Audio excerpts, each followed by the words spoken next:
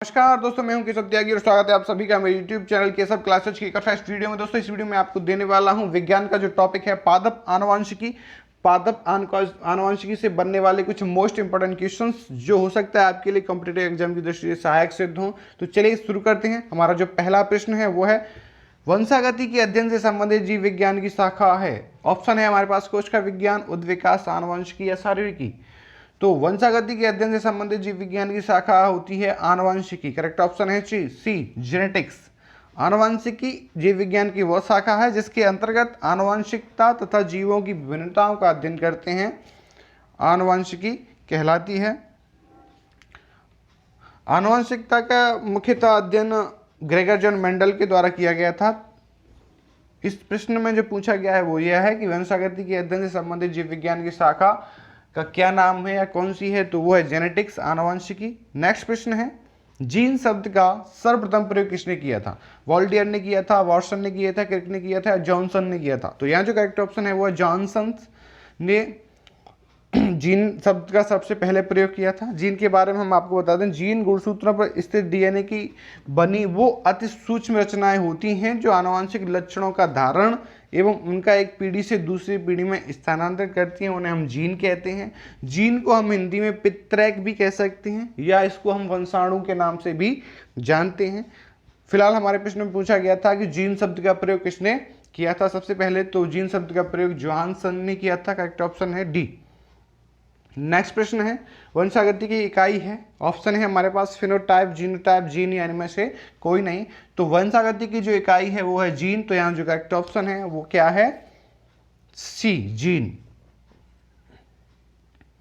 और इससे पहले हमने बताया था जीन शब्द का प्रतिपादन जॉनसन ने किया था। नेक्स्ट प्रश्न है मेंडल ने किस पौधे पर संकरण प्रयोग किया? तो मेंडल ने अपने जो प्रयोग किए थे वो किस पौधे पर किए थे? Chicken P, pigeon P, garden pea या जंगली मटर। तो यहाँ जो करेक्ट ऑप्शन है वो है सी, गार्डन पी यानी उद्यान मटर जिसे हिंदी में बोलते हैं। मेंडल ने अपने सारे प्रयोग उद्यान मटर के पौधे पर किए थे। उद्यान मटर के पौधे पर जो करने का उनका रीजन ये था कि यह 1 वर्षीय पौधा होता है, इसकी आयु 3 से 4 माह की होती है, अतः इसकी कई पीढ़ियों का हम अध्ययन कर सकते हैं आसानी से कम समय में, और इसमें विपर्यासी लक्षण पाए जाते हैं। और इसकी खास बात यह है कि इसमें नर और मादा एक ही उस पर जननांग वाले पुष्प एक ही प्लांट पे पाए जाते हैं। नेक्स्ट प्रश्न है आपका बारबेरा मैक्लिटॉक किस पौधे पर कार्य के लिए प्रसिद्ध थे? मटर, मक्का, गेहूं, चावल। तो यहाँ जो करेक्ट ऑप्शन है वो है मक्का। जो बारबेरा मैक्लिटॉक थे वो मक्का के लिए प्रसिद्ध थे, मक्का पर अत्यधिक कार्य करते थे। बारबेरा मैक्लिटॉक का जन्म 16 जून 1902 में हुआ था और इनकी जो मृत्यु वो 2 सितंबर 1992 में हुई थी। यह एक अमेरिकी वैज्ञानिक और साइटोजेनेटिक्स थी। ये महिलाएं थीं, विशेषकर आप ध्यान रखें। जिन्हें फिजियोलॉजी या मेडिसिन में 1983 का में नोबेल पुरस्कार से सम्मानित किया गया था। तो यहाँ जो पूछा गया है वो यह प्रश्न में पूछा गया कि बारबेरा मैक्लिटॉक किस पौधे पर कार्य के लिए प्रसिद्ध थी? तो वो मक्का के पौधे पर के लिए प्रसिद्ध थी। नेक्स्ट प्रश्न है ग्रेगर मेंडल निम्न में से किसके प्रतिपादन हेतु प्रसिद्ध हैं? कोशिका सिद्धांत, उत्परिवर्तन सिद्धांत, आनुवंशिकता के नियम या उपार्जित लक्षणों की वंशागति। तो यहाँ जो करेक्ट ऑप्शन है वो आनुवंशिकता के नियमों के लिए मेंडल प्रसिद्ध थे। मेंडल ने अपने प्रयोग आनुवंशिकता के लिए मटर के पौधे पर ही किए थे। यहाँ जो करेक्ट ऑप्शन है वो सी, आनुवंशिकता के नियम के लिए। नेक्स्ट प्रश्न है मेंडल द्वारा प्रतिपादित आनुवंशिकता की तीनों महत्वपूर्ण नियम संबंधित स्थापित करते हैं? पृथक्करण, स्वतंत्र अभिन्न एवं प्रभाविता अप्रभाविता का। यहाँ जो करेक्ट ऑप्शन है वो है सी, यानी मेंडल के जो नियम हैं वो प्रभाविता के नियम, लॉ ऑफ डोमिनेंस, विसंयोजन का नियम और पृथक्करण का नियम। Correct option C. नेक्स्ट प्रश्न है मेंडल ने मटर के पौधे का चयन किया क्योंकि? मेंडल ने मटर के पौधे का चयन क्यों किया था? हमारे पास ऑप्शन है वे सस्ते थे, वे आसानी से उपलब्ध थे, इनमें विपर्यासी लक्षण उपस्थित थे, इनका आर्थिक महत्व अधिक है।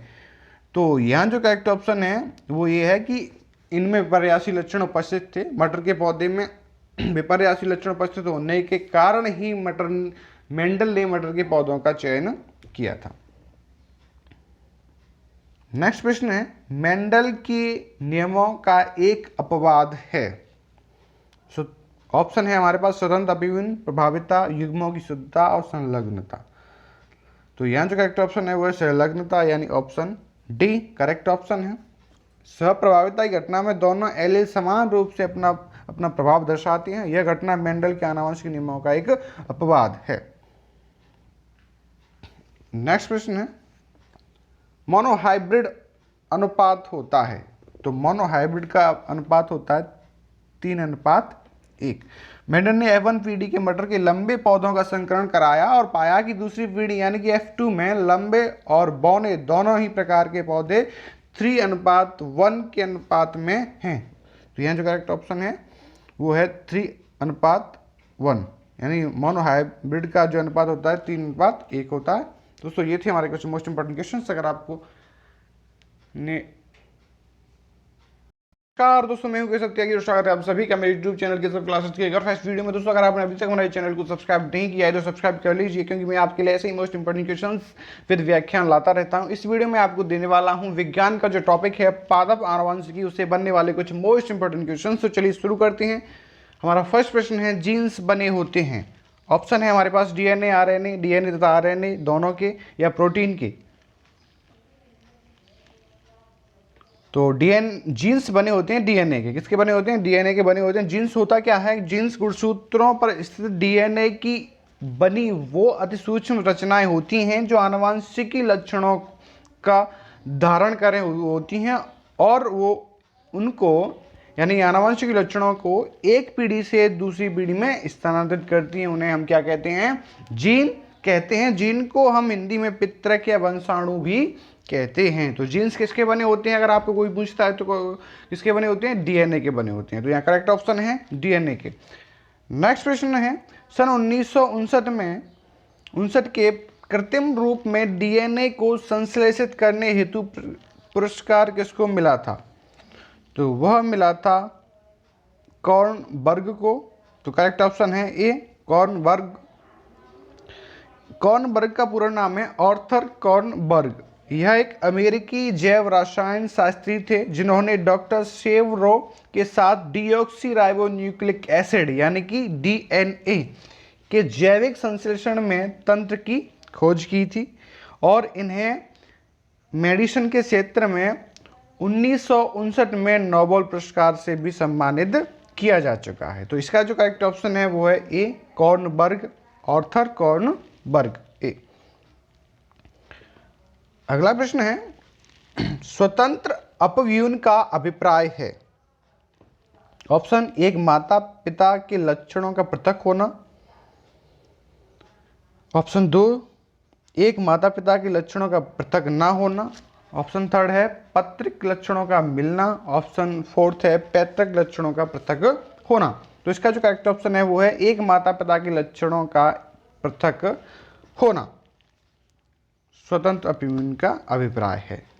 स्वतंत्र अपव्यूहन का नियम जो है वो एक लक्षण की वंशागति दूसरे लक्षण की वंशागति से प्रभावित नहीं होती।